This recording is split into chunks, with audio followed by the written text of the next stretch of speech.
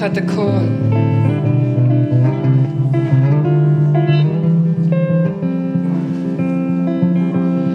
Oh, come on, this dialogue is getting old.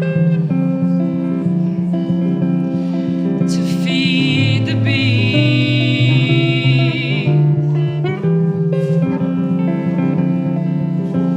and untangling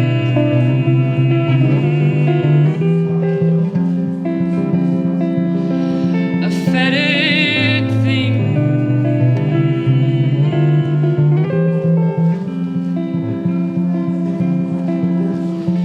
When we were young, I followed you home.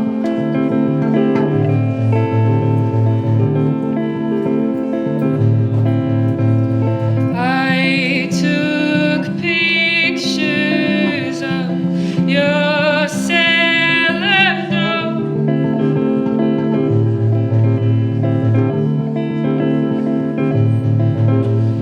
Now my memory works from back to front.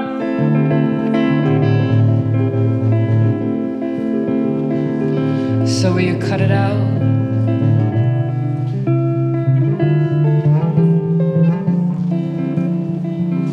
I've seen it several times, and now this one's the last.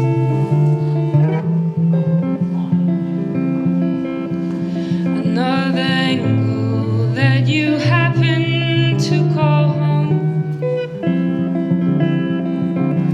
Another mistake that you'll find in the final throw. When all your dreams, they came a-tumbling to your door.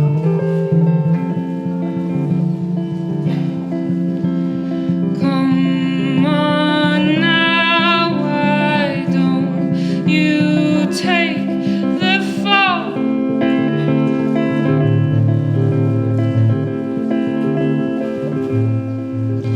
'Cause did you know that I've got plenty more?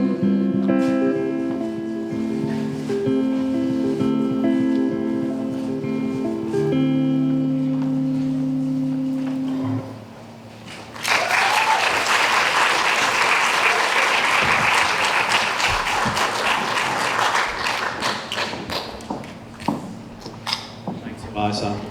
That was great. Okay. Our next guest is Ali Whiteley, who has a poem for us. And Before I read this poem as well, I'd just like to say that there is a strong language warning. And I decided to read this poem just off the back of Joe Biden's climate summit last couple of weeks, and then World Earth Day and ScoMo's inaction on climate change.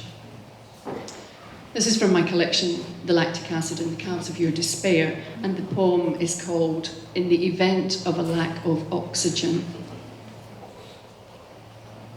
Hold the earth in your hands. Be careful, she is hot. Talk to her tenderly the way you might your mother at the end of her days. Honour her. Place her somewhere she might rest. Perhaps the mantelpiece between your bone china swallow mid-flight and your fake brass barometer, the shape of a ship's wheel that will not steer us out of the storm we are in. Despite her dishevelment, tell her how lovely she looks. Offer her tea, a scone, Horlicks, if it still exists. Slip her feet into soft slippers. Massage her shoulders, rounded from the burden you have placed on them. Cradle her in your arms. Now go to the mountains. Yes, go. FaceTime will not suffice. Tell them you are sorry. Return with no selfies. This is not the time. Now go to the rivers. Listen to them. Let them tell you their stories. Do not interrupt with your lies about recycling, like you are not guilty of slipping glass jars and clean cardboard into the wrong bin. Now get down on your knees and beg their forgiveness. Do not worry. Their banks are no longer muddy. Your Levi's will stay dry. Understand, in the event of a lack of oxygen, no yellow masks will drop from the sky. Remove your stilettos. Leave all your personal belongings behind. Tiptoe past Earth's bed.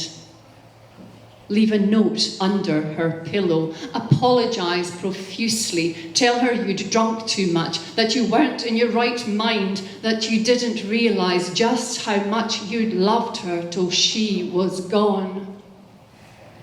Speak when she speaks to you.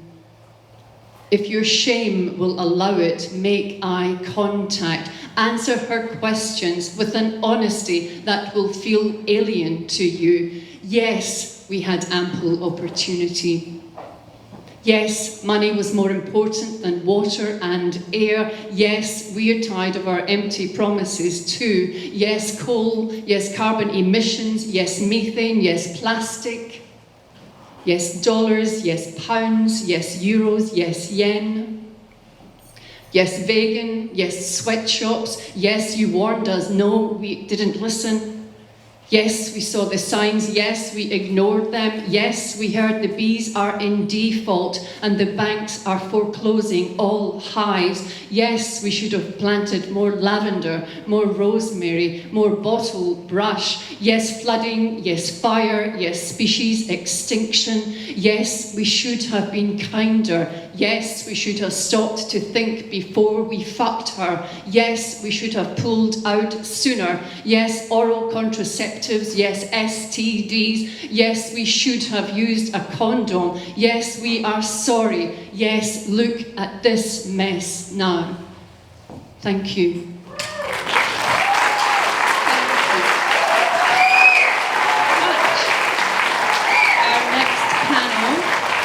Our next panel is called Songbirds and Broken Wings, Finding Freedom. And I'd like to welcome Murray Cook and Lo Carmen to the stage. But I guess the thing that just always interests me, Lo, in your writing and in the types of songs you choose is your relationship, which is what the panel is really about today too. Your relationship to women and to female artists that you admire and how that feeds into what you do, because it's a very overt thing. Very. Yeah, well, I guess I'm just a bit of a obsessive music listening fan and spend a lot of time absorbing other people's songs and stories, and I especially love kind of hidden stories and lost albums. I find those kind of stories far more fascinating than big success stories generally. So I've just written a book that delves into that a little bit, and I've written quite a few songs that kind of tell other people's stories as well. Yeah, and Mark was the first person that had ever encouraged me to write, I think from maybe because we had bonded over music, and he asked would I like to contribute to a Mianjin that he was editing, and yeah, and that really set me off on a journey of writing, proper writing as opposed to songwriting, I guess, if that's how we describe the difference. I kind of see them a bit the same but a bit different. Yeah, I forgot that I did that, but I'm glad. I guess there's just something though that I wonder if you think about, and that's your attraction to these, like why there is this attraction to figures that are, it's wrong to say they're lost. I mean, you wouldn't call Betty Davis lost exactly, but they're women who kind of travel to outside zones. Yeah, I like explorers. I like trailblazers. I like people that do things their own way because that's the only way they can do things or the only way they want to do things. And I find that, I guess a lot of people that end up being very famous are probably, they appeal to a wider swathe of people, so they're perhaps a bit more mainstream, and I guess I like the weirdos. I find them a bit more special. Are you able to talk a little bit about the book project you're working on without giving too much away about it? I know it's early days, but the manuscript is complete, and I know that it's a kind of mix of memoir and biographies of other people woven into your life.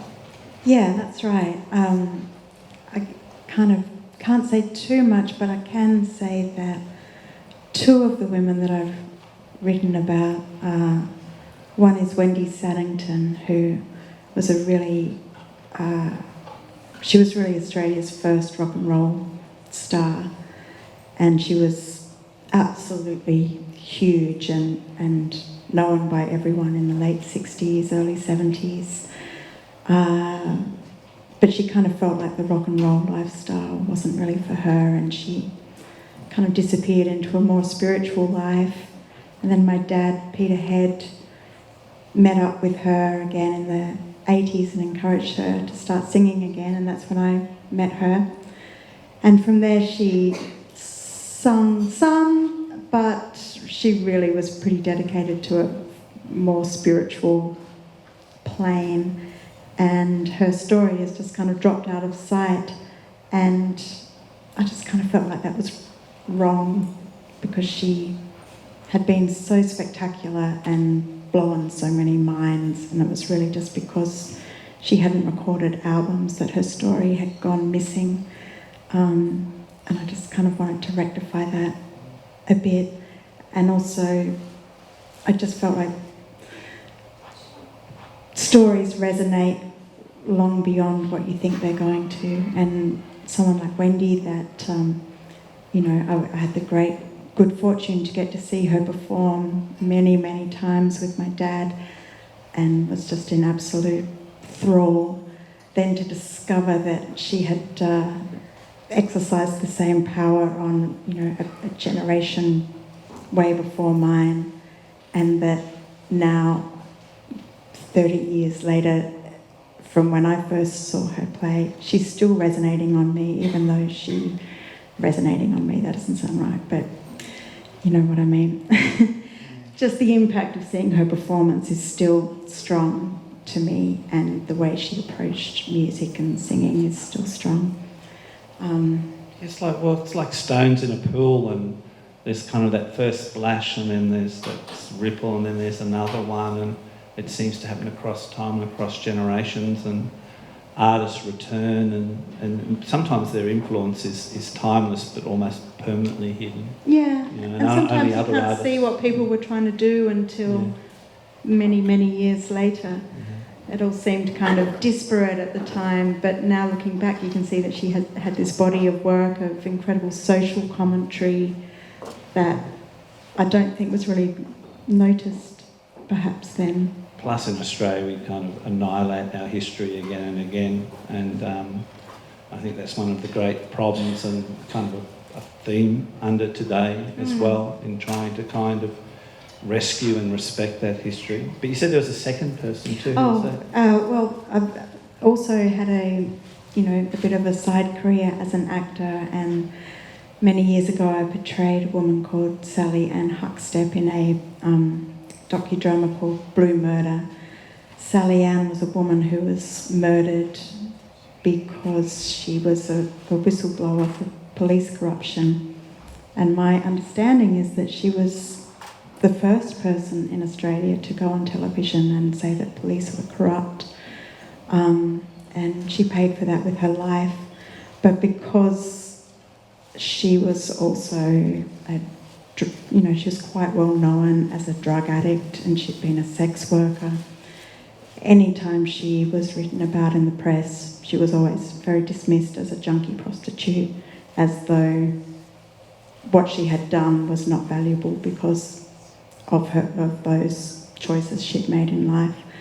And I just think that's insane. I think she did something that was so important and valuable, and we should be showing her a lot more respect. And funnily enough, Murray Cook and I, well, I think actually he might be talking about our connection via Sally Ann Huckstep later, so I'll leave that to him. But I wasn't sure how you wanted to do the music side of things. Did you want to do a song now? Is that yeah, the I'm going to sing a song now that's about another woman that kind of disappeared, a lady called Jutta Hipp, who was a German jazz pianist. She was the first woman signed to Blue Note.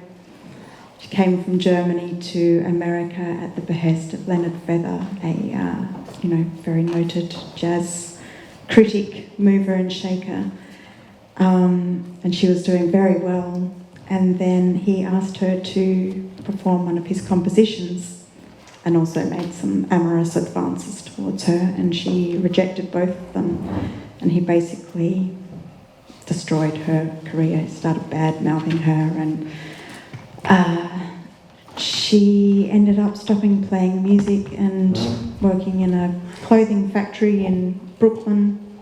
She never played piano again after he kind of took away all her good gigs. But she continued to love jazz so much that she would just go and see jazz players and take photographs and do paintings of them and listen to it. And she was just obsessed with the purity of jazz, which is why she wouldn't sing or play his composition, because she just didn't think it was good enough.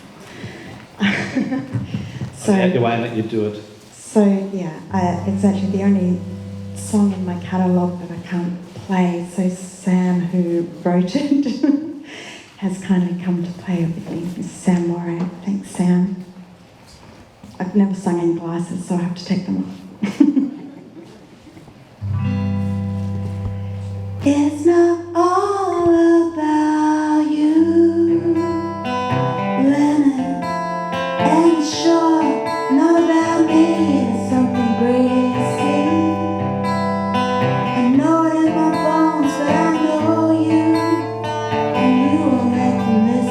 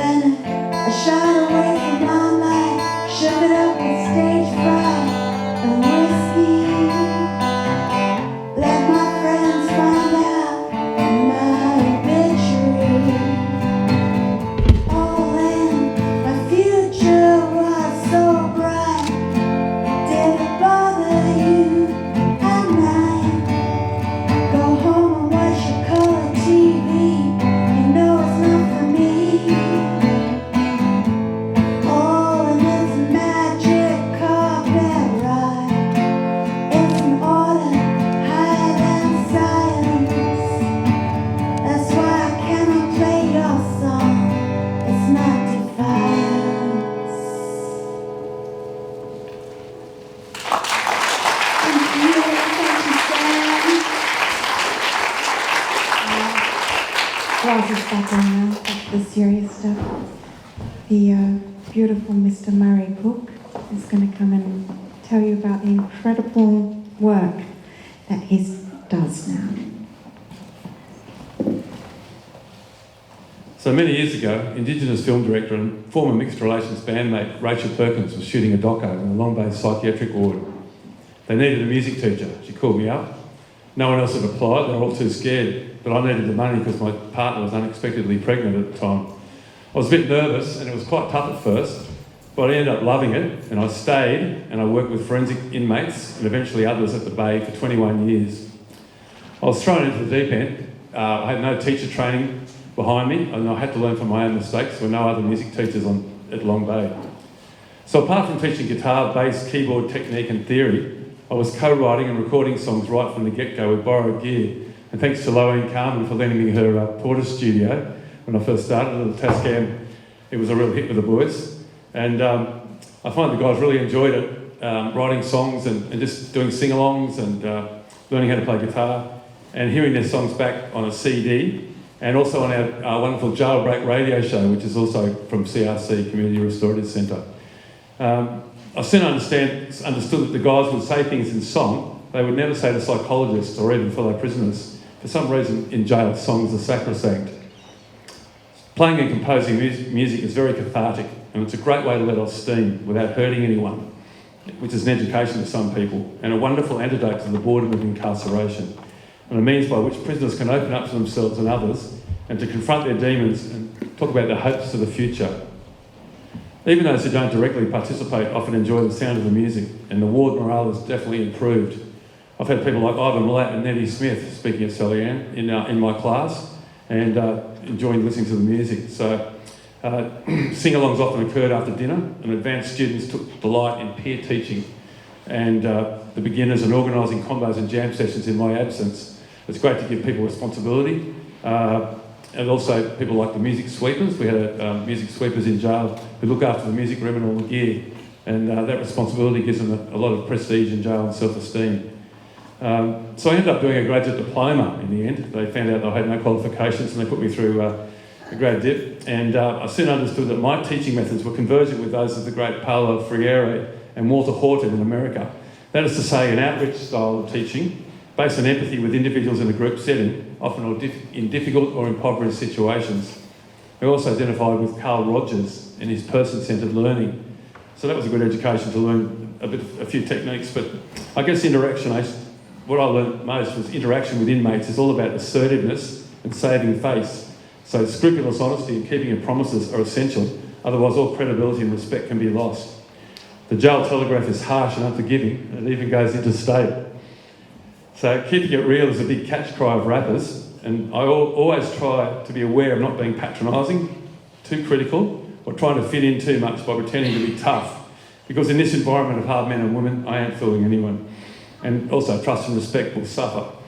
A certain amount of professional detachment is needed to be a good teacher, particularly in this environment where over-friendliness can have disastrous consequences. So many of the inmates are like big children, but with very adult crimes and experiences. Knowledge is power, and trust, encouragement and honesty are essential ingredients in my teaching. I found the music to be a uniting, educational and uplifting force for both the students and myself. Also, no situational person is too hopeless for learning, and people can use extreme adversity in a positive way and find in a way that is empowering to student, teacher and even a far wider audience. Many prisoners are literacy and numeracy challenged. They might have things like fetal alcohol syndrome, brain damage, mental health issues, or just be heavily medicated, especially in the psych ward. And of course, increasingly we have English as a second language coming into the jail. So music and art are a great gateway to further education, particularly for those with terrible experiences at school when young. Some of them would come in looking for like a guitar. Hey chief, you got a guitar or a brush? I want to do some painting. And I said, and they look at other people and some of their mates in the education area having a good time. And they go, oh. And so some of my students who were quite good at writing lyrics but had terrible grammar, I'd say, why don't you talk to Sue, this is our literacy teacher, have a talk to her, and the next thing you know, 3 years later, reluctantly they go into the class and they sit there, and 3 years later they're doing their HSC. So it's an amazing gateway. This is how it worked in jail for so long. So sadly, all things come to good things come to an end. And in 2016, the great Mike Baird sat most of the wonderful and experienced prison teachers in New South Wales. I was very lucky enough to be asked to work for the Community Restorative Centre in order to write and implement a prison songwriting program. I'd like to thank sincerely Mindy Satiri, Michelle and Alison, and all the wonderful crew I work with at CRC for having faith in me. I was initially quite dubious about teaching songwriting. It's just such a nebulous thing. It's like trying to catch a butterfly with your hands. There's so many different approaches to songwriting. How do you teach it? For example, Bob Dylan. Feelings aren't really my thing. Songwriting is not about pouring my insides out. It's about craftsmanship, perspective, lyrical meter, simple melodies, having something to say, and a pure-hearted motivation for writing.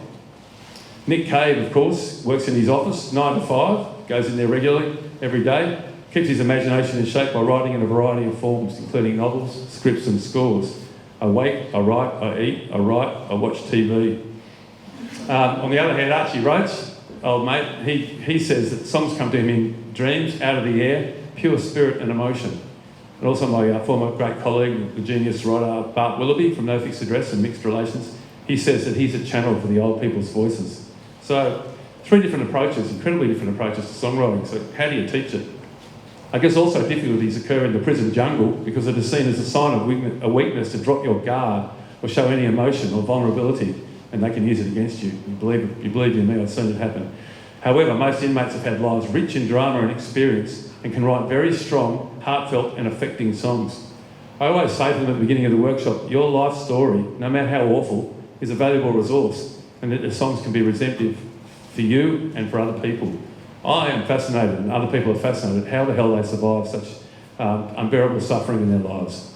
I wrote the program based on my own experience, as well as researching overseas programs like Jail Guitar Doors, US and UK, Bread and Roses, and the groundbreaking Vox Liminis in Scotland.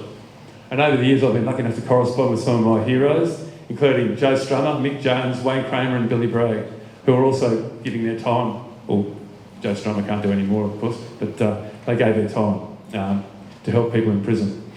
Okay, so I've assembled a great stable of successful songwriters and musicians who know what they're talking about to facilitate sessions. We've got Adam Blacksmith, he's here today. Bo Campbell, who's going to do a song with me in a minute, and Abby Dobson, a part of my team. It's a groundbreaking program in that it has pre- and post-release components. So it's very cheap to run. Only materials we need are a whiteboard, a boombox, some guitars, rhyming dictionaries, newspapers and notebooks. I use the newspapers sometimes to get a bit of inspiration. Have a look at a newspaper headline and see, write a song about that, A small room is okay. We've done them in chapels, libraries and even dungeons. A preset questionnaire we send out establishes the inmates' musical tastes and what they expect to get from the course. Also, it's a good icebreaker. So, when they come in, we go, you said you like reggae, you like death metal, you like rap. And we discuss the favourite songs and lyrics and talk about how songs remind us of certain times and emotions in our lives. Getting the inmates to relax and trust is key. Other icebreakers include, we do things like performing an original or a cover. Bo and I have just performed songs that and Adam have performed songs that we've written. And of course, Abby, everyone loves when she sings Only When I'm Sleeping, especially in the women's prison, everyone's just in tears. Just an incredible moment sometimes. So we have a little bit of sing-along sometimes, we'll sing Stand By Me or whatever, or get them to perform lyrics and songs that they have written. So one good thing about this program is that the participants don't have to be musicians to join. Wordsmiths abound in prison. There's a lot of guys and ladies in there with exercise books full of poetry and rap, lyrics, and quite amazing stuff, short stories. Some of the stuff you read is just incredible. So it's all about working together and having tolerance. And I say, songs are songs regardless of the genre.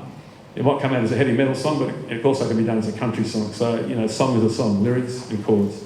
Okay, I've had death metal guys working with rastas and rappers and country and western guys collaborating. I have islanders working with Asians, Muslims with Kuris and bikies, people who would never associate in the yard. And it's great to see them all getting along and finding out their strengths and weaknesses. On the first day, we actually write a blues song about their day in jail. And that's always a fun thing at the end of our first talk and discussion. And then we sit down and write a blues song. So they always come up with some great ideas. It's absolutely fantastic, and we have a good laugh sometimes. Most of the lyrics are, of course, adult rated, but some of the songs are on our Songbirds CD as a result of those sessions. So we've got 4 to 5 weeks, how we run the program, 1 3-hour session per week. It's quite easy to fit a 3-hour block into a custodial routine, especially in the morning. And the program is designed to be flexible. It's okay to miss a week once we start, because once they've got started, they're just going to be working more and more on the songs and with each other. So each session begins with a talk on different aspects of song structure and writing techniques. And then we split up to 2 groups and start writing. It's good to have a competition, Bo's group and my group, and Adam's group and my group, have a little bit of a competition to get the best song out. And every member is promised a CD of a mix of their song at the end, and also they get airplay on the wonderful Jailbreak program on 2SER and Koori Radio. So that hearing themselves on the radio is a huge esteem booster. It's just amazing. They can ring up and tell their mums and dads, or their lovers, or their wives, husbands, kids, anybody who know their friends, to listen in. I'm on the radio, incredible, and usually sounds quite good by the time we've mixed it. It's a great outreach to family and loved ones. Yeah. So on the last day of the workshop, that's when I bring in the little portable 24-track recorder, along with a high-quality mic, an acoustic electric guitar, and the secret weapon, my little Bellari valve preamp. As in Vox Liminis, the students are welcome to get us to perform their works, as Bo and I will do in a minute. But so far, most of the participants have had a dig at singing and playing guitar on their own, which I think is pretty brave. A lot of these people have never sung into a mic before. If you listen to the CD, the results are quite amazing, some of them. The songs are then recorded in situ, which may mean in a chapel, library, cell, or even a cupboard. The raw recordings are taken to my home studio where the songs are arranged, and I just put stuff like bass, keys and guitar. Bo comes over sometimes, we've had a few beers, we put stuff down, have a bit of fun with it, and we put the songs together. I do a mix at home, which goes back to inmates to let them listen, give them a bit of feedback. They give me a bit of feedback and say, can we have a bit more death metal guitar in there, please? The best songs are selected for the Songbirds CDs. First one was mixed and mastered at home, but the second one had a slightly bigger budget. We took it to the magnificent Oceanic Studios in Brookvale, co-produced with my old Midnight Oil bandmate and guru, and a really dear friend, Jim Mazzini, who's just an amazing guy and musician. And of course, mastered by Steve Smart at EMI for mates rates. And the sound and reviews have been really, really good.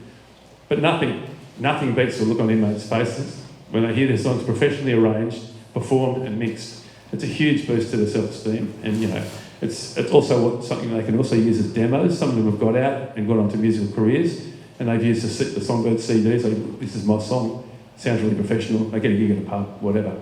And a lot of them I've met busking on the street, still using my music sheets that I gave them when I was teaching. So the last day we have a debrief day, and we comment on the mixes, have a bit of a talk, a bit of a laugh. Interviews for sometimes Kate from Jailbreak comes in and does an interview with the guys, and they talk about their experience. Exchange of contact details for post-release continuation and music activity. And this is the important part of the program. So CRC, Community Restorative Centre, is an amazing organisation. They look after all sorts of stuff like housing, rehab, welfare, all sorts of stuff. They do an incredibly selfless job.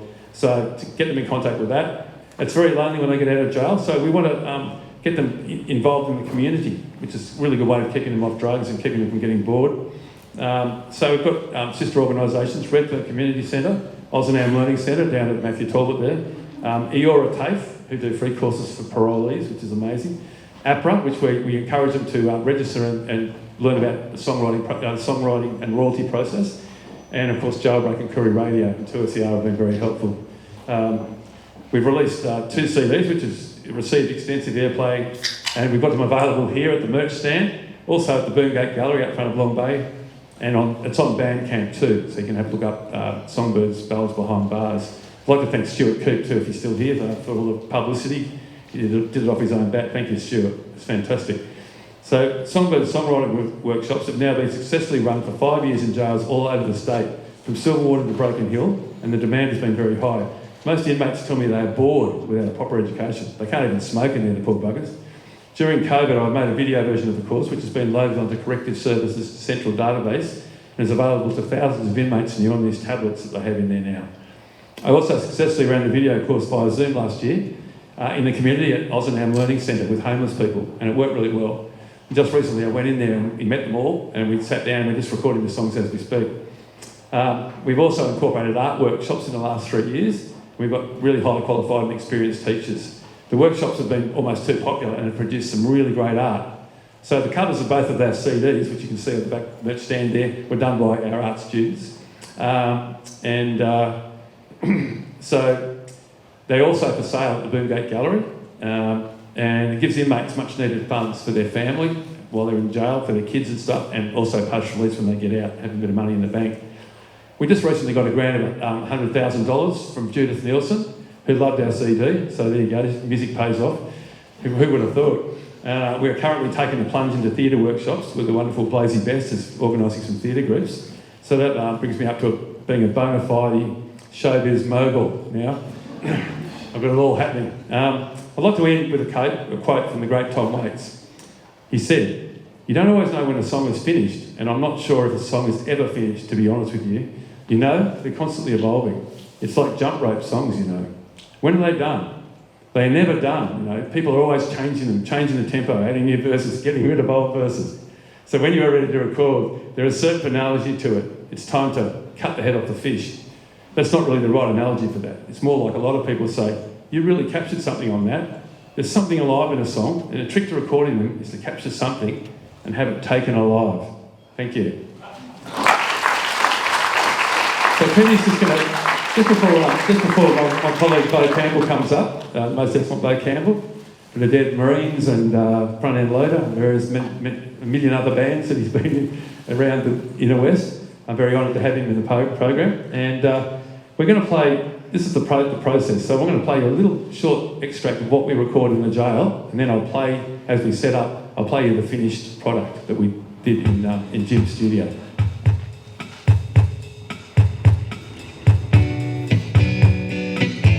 This is from Mary Way Women's Prison, featuring our Mexican inmate Norma.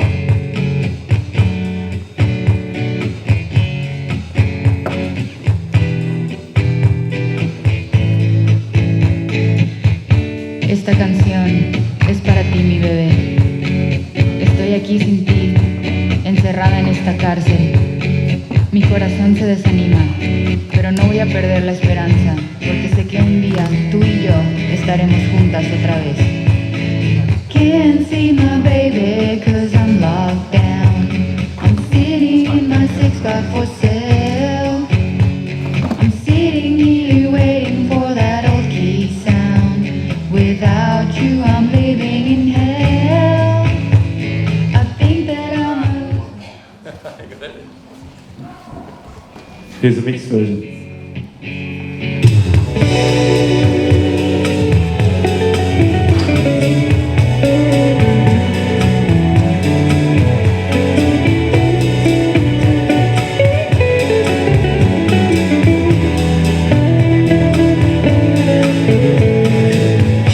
Esta canción es para ti, mi bebé. Estoy aquí sin ti, encerrada en esta cárcel. Mi corazón se desanima, pero no voy a perder la esperanza, porque sé que un día tú y yo estaremos juntas otra vez. Can't see my baby 'cause I'm locked down. I'm sitting in my 6x4 cell. I'm sitting here waiting for that old key sound. Without you, I'm living in hell. I think that I might lose my mind. If only we could turn back time. If only all those words had rhyme. Sometimes I dream that I could fly. Can't see my baby 'cause I'm lost. Thanks, Ted. I'll give it up to Murray Cook, ladies and gentlemen.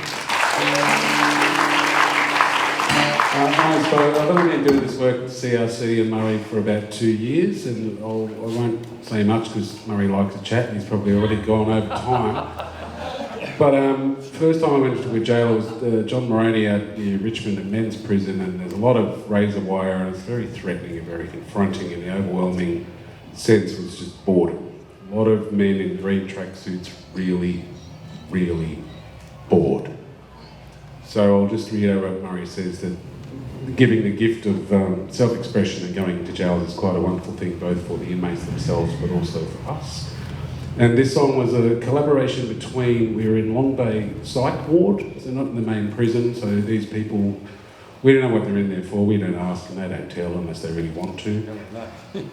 You don't want to know a lot of the time. But anyway, as Murray alluded to, some of them wouldn't have the first clue about playing guitar, some do, or keyboards or trumpet or whatever, kazoo. But this bloke Carl, I don't know his last name, it took him a while to get out of his shell. He goes, look, I can't play anything. He was very shy and quite gentle. He was probably a serial killer, I don't know. Anyway, he was in the psych ward and he goes, look, I can't play anything, but I wrote this. And he gave me these words and I went, they are beautiful. So in the spirit of collaboration, I took his words and I put some chords to it and we made this song. So this song's called Forgotten Pathway. It's on Songbirds too, yeah. It's on Songbirds too, which you can get at the merch stand. And yeah. Buy one. Mother's Day is coming up. She'll love it. Anyway, this is Carl and us together, and it's called Forgotten Pathways. Not too fast, right? Yeah. 2, 3, 2, 3.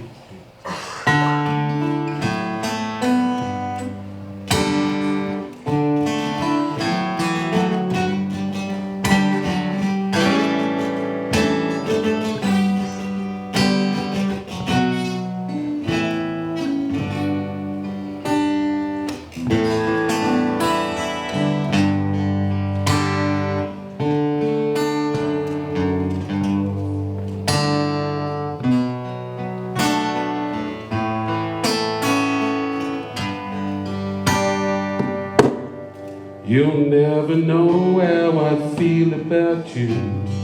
I'll never know how you feel about me.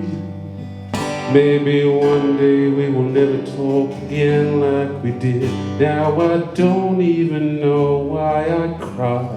Another day gone with the sun. New beginnings, open doors.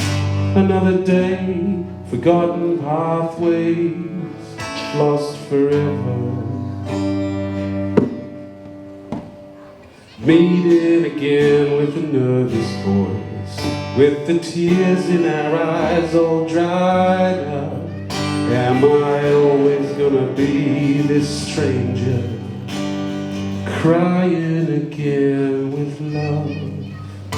Another day gone with the sun. New beginnings, open doors. Another day, forgotten pathways, lost forever, without a single thought.